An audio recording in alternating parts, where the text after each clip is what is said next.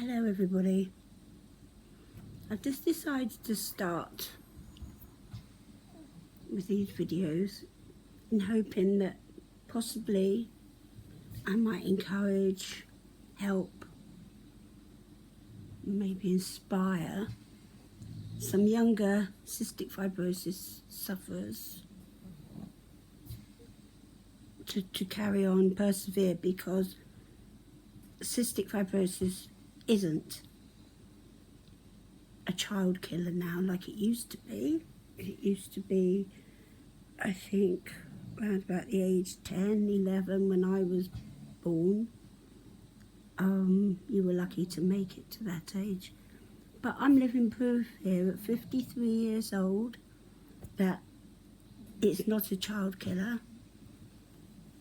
And I want other people out there to know this who are probably thinking that this is their last year and they're only 20 or something. Well, it's not necessarily the case.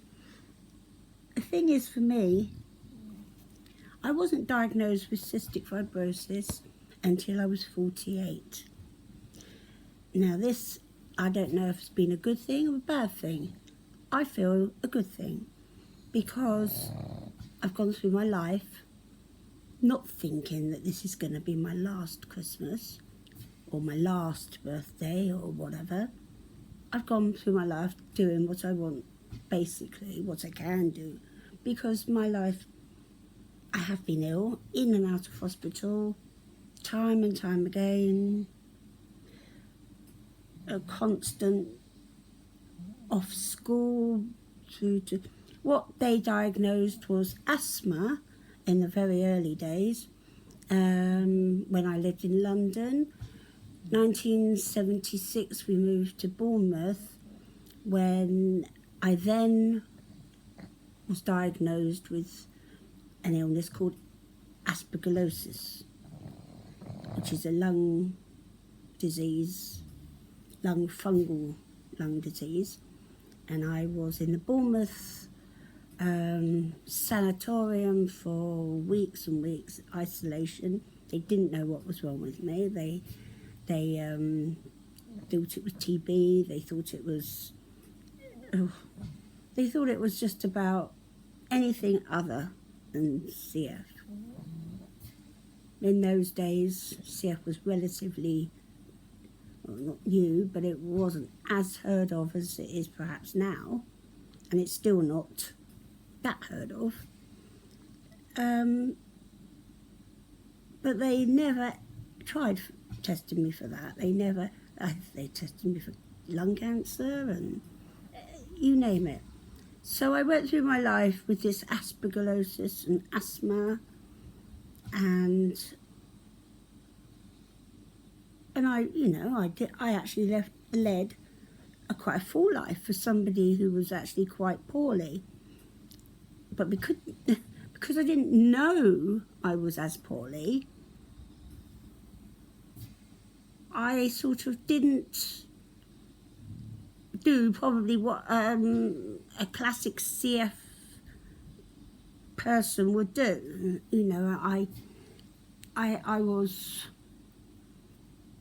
I defied everything, really. I didn't do as I was told. I didn't want to be ill, so I wasn't going to be ill. I made out I wasn't, and led my life doing things that, of course, it put me in hospital and I was poorly. But what saved me, I think, back in those days was steroids, prednisolone. Well, in those days it wasn't prednisolone, but I had to have injections before I went to school, and I went from a very, very thin, emaciated child to a full-faced, moon-faced child. But I looked better, I have to say. It probably wouldn't have been the normal course. It wouldn't have been steroids like that. My doctors now told me that. But I think that saved me. I think that being on steroids all those years, I think, and still now, I'm still on steroids, and I think it's what saved me. But, you know, when we moved to Bournemouth from London, my parents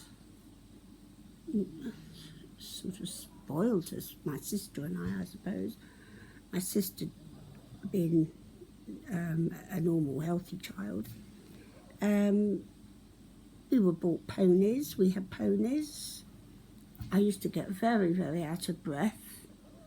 I always had my Ventolin puffer and was puffing, brushing my pony and puffing, brushing, puffing.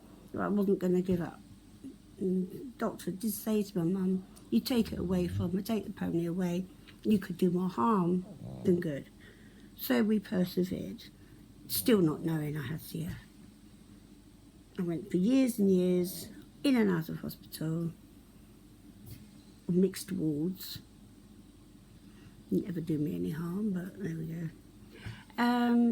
Then 2013, my whole world came crashing down, and I lost my mum. She was only 72, and she died unexpectedly, a leg ulcer. Anyway, I'm not going into that. That's not what I'm talking about. But it affected me badly. And it was a few months after that I'd been suffering with pancreatitis. I had pancreatitis. Now, anybody who knows anything about pancreatitis knows it's vile. It's the worst pain. I would rather have 10 childbirths to one pancreatitis attack.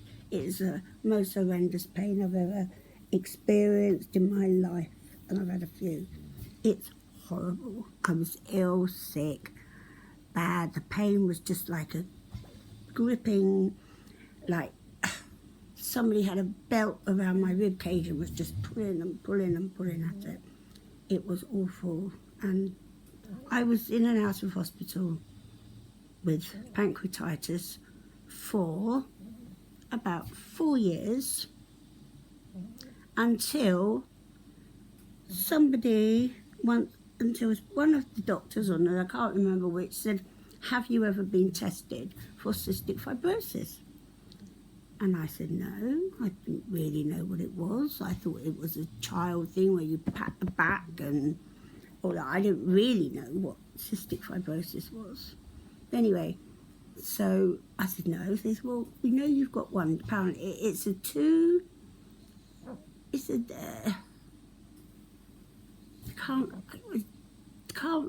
I can't pronounce the word, degenerative gene disorder. It's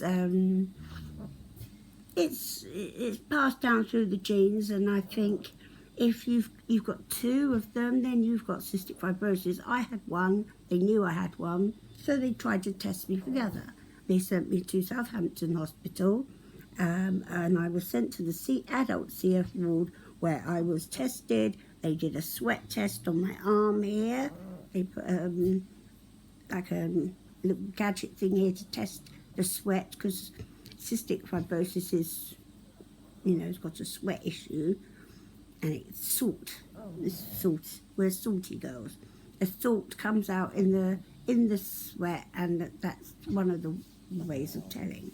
That plus blood tests. Well, the blood tests take a lot longer to come back for some reason, but just through my salt test alone, yes, I had full-blown cystic fibrosis. The doctor said he knew anyway. Before, even when I walked in the room, he said he knew I had it. Anyway, so it was a bit of a shock, to say the least. I still didn't really know the full implications. I still didn't really know what it was, why I had it, what it did to you, and the last thing I thought of, how long do you live? I didn't know it was a terminal illness as such. and I didn't know that I'd reached 53 or 48. I'm sorry, 48, and done. Everybody was in awe of this 48-year-old woman coming into hospital with cystic liver. Knew she had it, and lived life my way. I still do. And they, it was just a big thing at the time. I remember all the nurses just come in and just wanted to talk about it, and doctors and things. But anyway, so then it was coming to terms with it, and then they wanted me to make regular appointments to keep on top of it. Well, I never actually got round to keeping the appointments, because 9 times out of 10 I would end up an inpatient, which so that I never really got round to my 3-month appointment. But so then I was told that's what had caused the pancreatitis.